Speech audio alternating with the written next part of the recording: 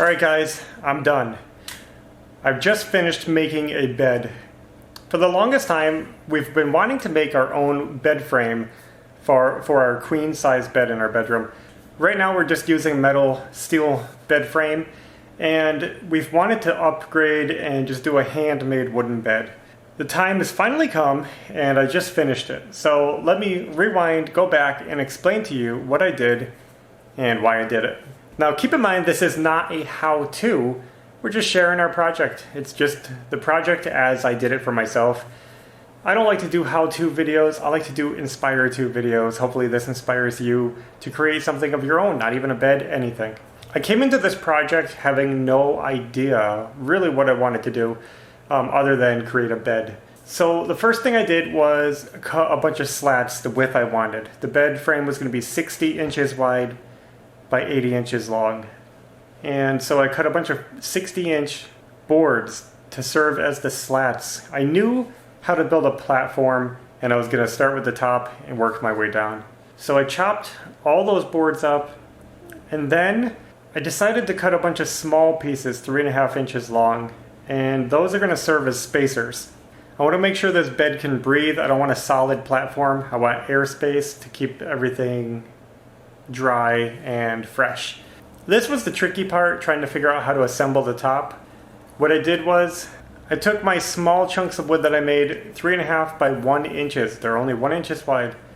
And I glued them and nailed them onto the end of each strip with my finish nailer. After I was done nailing those, I went ahead and pocket holed the bottom of each board on each end. I decided that I want this top to be totally stable, and I wanted a solid edge so that there weren't individual boards sticking out. And so this is the best way I could think of to accomplish that. So after I pocket holed all those holes, I attached them together.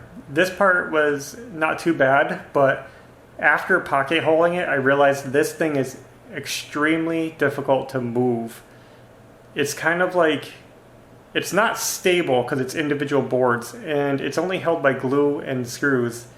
So it has a lot of flex in it, and I didn't want to break it. So I was really careful, and I lifted that platform out of the way. After that, moved on to the bed frame itself that's going to support the top. So the frame is going to be 2x6s. I originally wanted to do 3 of them, so I had a good middle support. I decided to knock it down to only 2 because I wanted to keep the frame as lightweight as I could. Keep in mind that this bed is going to be completely assembled, and it's not going to be able to be disassembled. So I have to be able to move it throughout the house and carry it. And this is a lot of wood to carry all at once. So I decided to span my 2 runners that are going to be supporting the frame, the platform, about 40 inches apart. So that's as far as I got, and then I was totally stumped. I had no idea how I was going to build legs. The thing about this bed is I wanted a unique feature, and that is I wanted one end to be higher than the other. Ashley and I have been looking into sleeping on a sloped surface. This is kind of weird, but they say it's actually really healthy for you to elevate your head, more than a pillow, but to elevate your body and have it sloped while you're sleeping. It helps with your circulation, blood flow, and even breathing to help keep you clear and breathing clearly. That sounded really cool to me. We don't really have any trouble sleeping, but we love trying new ways to do things. So we said, let's sleep at a slope. I wanted to make legs that were, one was taller than the other, one end was taller than the other, but I was afraid to commit to it because if I don't like it, or if I wanted them taller or shorter, I didn't want to be committed to this bed that was assembled and hard to change. So what I did was I just started kind of looking at the scrap wood I have and trying different ideas, and I came up with these legs that are not attached to the frame whatsoever. They're kind of standalone legs. They have their own frame to keep them solid and to keep them from racking, twisting. They're really solid, and they're designed to sit right between the 2 bed rails and just support the bed. This is going to be kind of temporary unless it works really well. If it works really well, I could always secure them with screws, but I'm hoping that they're going to be solid as is. I carefully moved the top over and laid it on top the best I could, just as carefully as I could, not to stress it and crack it or do anything. And I got it on there successfully. It took just a moment to line it up and make sure it was even, and then screwed it down to those runners. Every board has one screw on each end. The platform feels solid. I mean, it looks really good. I love how it came out. The gaps are 1 inch wide. The boards are 3.5 inches wide. Took me 18 boards to get to 80 inches. It was the perfect dimensions. So after I figured that out, went ahead and just did the finishing work, sanding. Lots and lots of sanding. And I just wanted to get it nice and smooth so it kind of looked like one solid piece of wood. And it really does. It looks awesome. Sanded it down and then decided to pull out the router and round over the edge.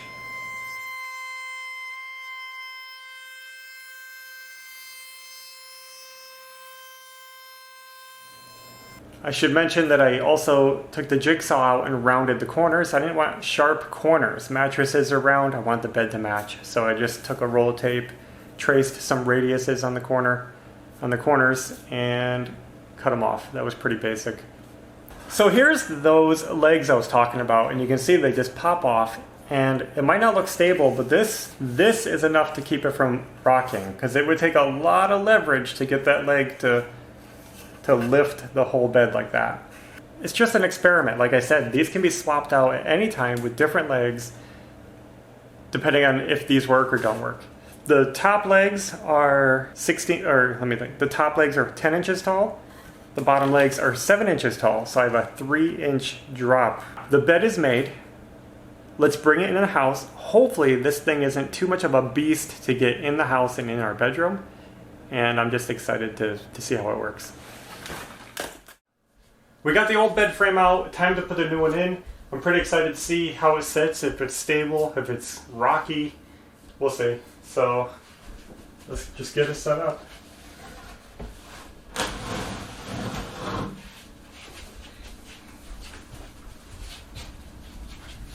That really is the mommy. You see, I'm in the camera.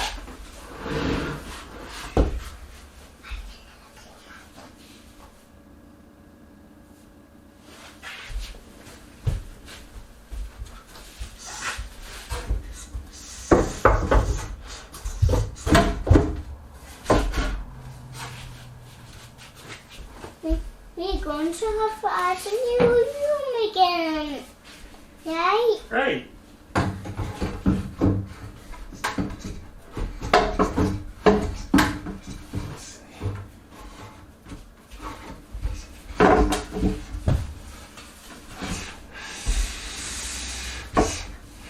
Can I be other?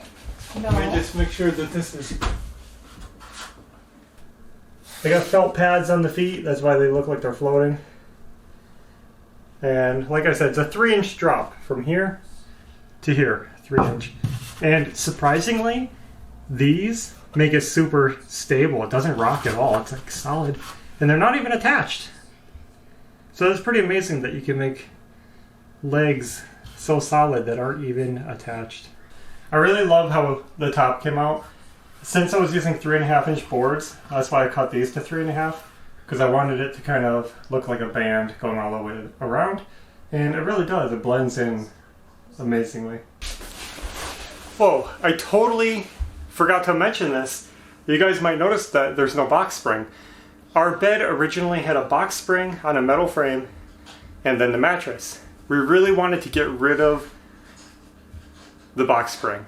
So when I built this wooden bed frame, I kept that in mind. I made the legs tall enough to bring the mattress up to the right height without a box spring. And that's also why we put our slat spacing close.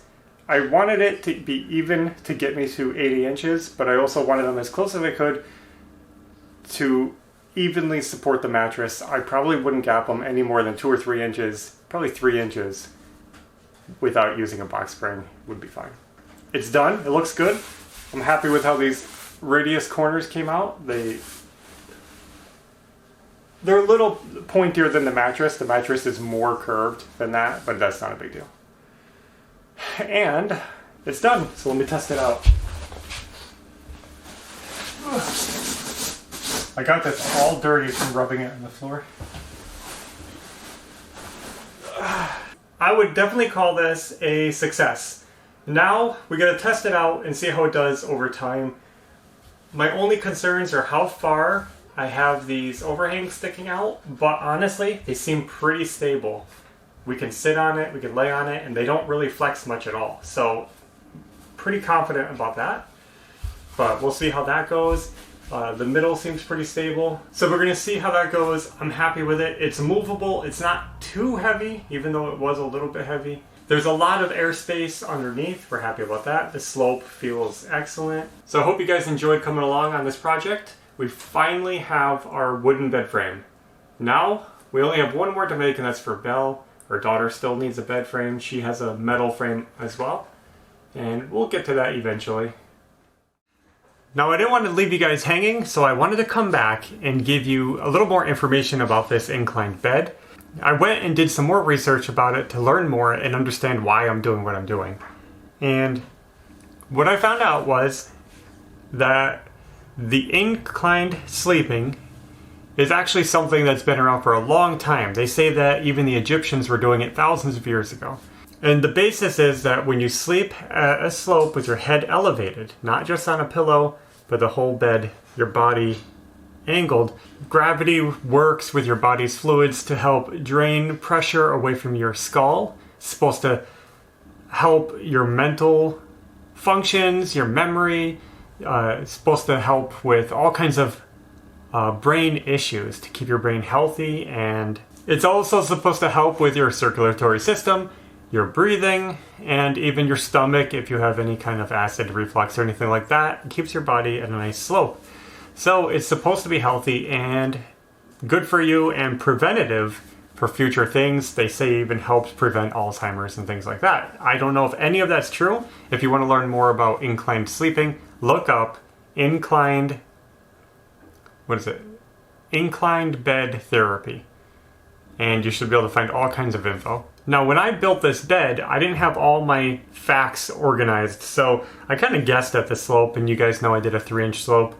And what I found out online was that the slope should be 4 to 8 inches. A lot of places recommend a 6-inch slope from one end to the other, so my slope was a little shallow. What I did was I slid my legs in closer to each other. So I slid these legs on the front this way, these this way, and what it does is it raises the top and it lowers the bottom. It's going like this. So by doing that, just moving them a little bit, I added another inch.